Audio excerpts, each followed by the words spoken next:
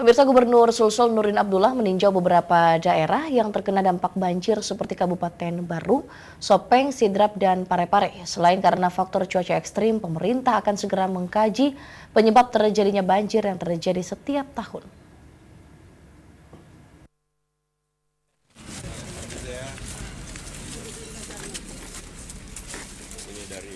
Gubernur Sulawesi Selatan Nurdin Abdullah didampingi oleh beberapa kepala OPD meninjau beberapa daerah yang terdampak bencana banjir akibat curah hujan yang ekstrim seperti Kabupaten Baru, Sidrap, Sopeng, dan Kota Parepare sejak awal pekan kemarin.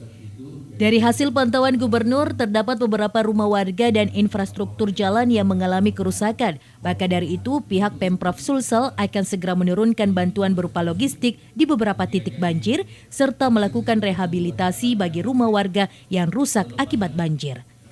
Gubernur Sulsel Nurdin Abdullah berencana akan melibatkan Balai Besar Wilayah Sungai Pompengan Jenek Berang untuk melakukan kajian guna mencari tahu penyebab utama terjadinya banjir tersebut.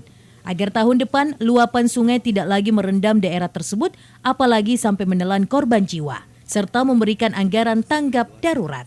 Kemarin kita bersama-sama dengan Balai Sungai Pompengan.